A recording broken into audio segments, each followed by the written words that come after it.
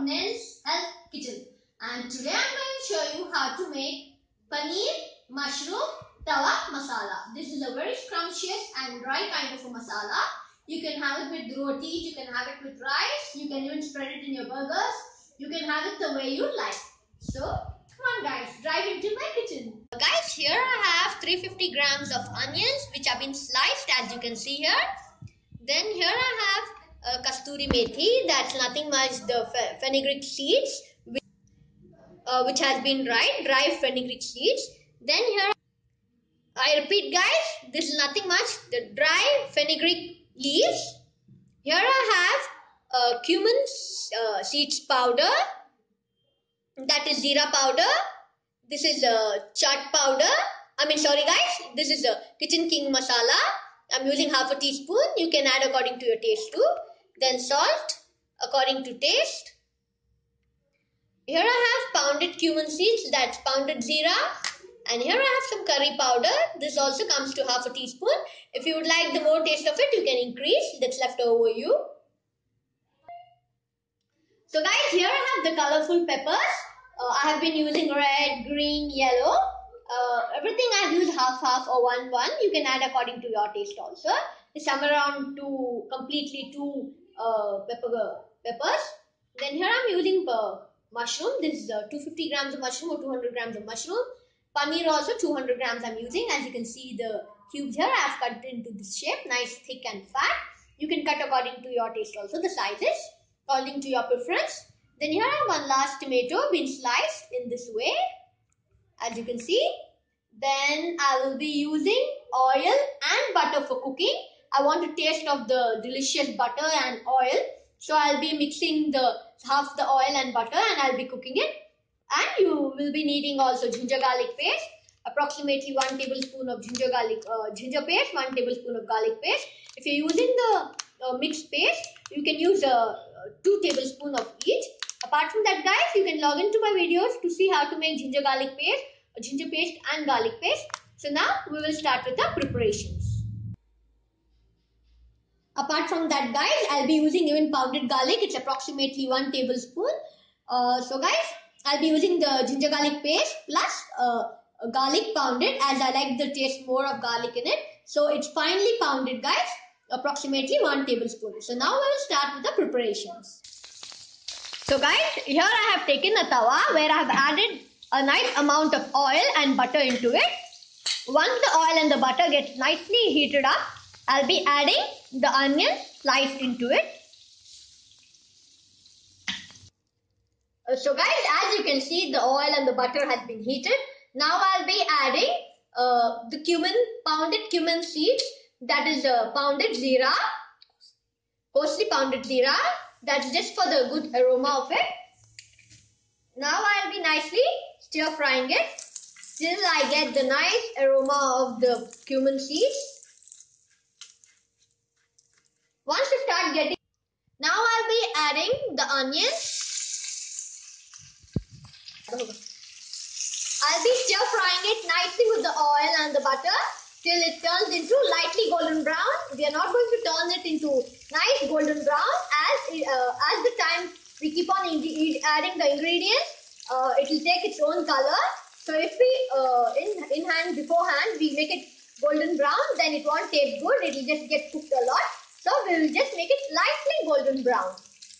Once your onions are slightly golden brown, I'll be adding the pounded garlic and I'll fry it well in the oil. As I've brought the onions to side, I have collected the oil in the middle where I'll be frying the pounded garlic. It's been finely pounded. As you can see, it's looking almost like paste.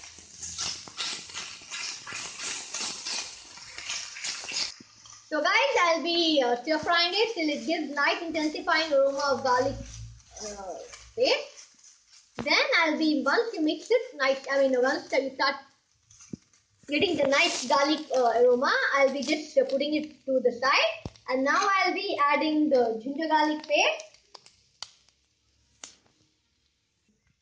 So guys, now I'll be adding the ginger garlic paste to it. And this also I'll stir fry nicely till it gives out nice aroma. So ginger garlic paste is 2 tablespoons. If you're using mixed ginger garlic paste, then 2 tablespoons. If you're using the ginger garlic paste separately, 1 teaspoon or 1 teaspoon of ginger, 1 teaspoon of garlic paste. Guys, I'll be using nice large heaps of garlic paste and ginger paste. So guys, once you stir fry all your masalas, if you're finding that your masalas are getting burnt, you can add water. But right now I'll be adding little bit of coconut. I'll be adding the cumin powder, then the kasturi methi, then the curry powder, kitchen king powder, and I'll be mixing it well in the oil till you get the nice intensifying aroma.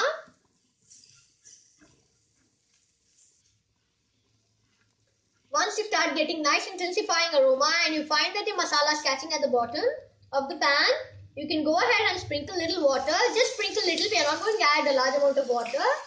You sprinkle the water and allow the masala to get nicely cooked. Once the masala is nicely cooked, I'll be mixing it with all the onions nicely.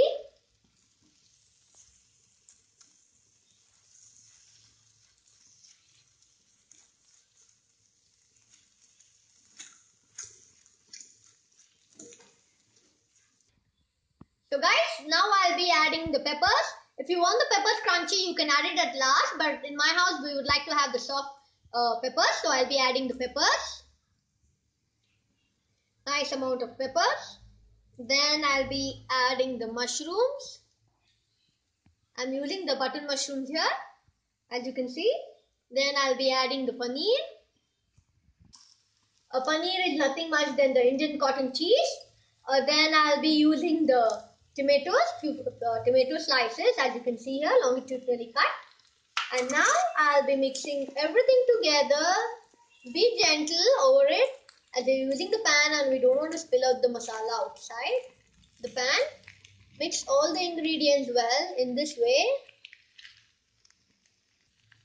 Guys, if your tawa is small and it's becoming difficult for you to mix all the ingredients, you can go ahead and divide the ingredients into 2 batches and also cook in that way too.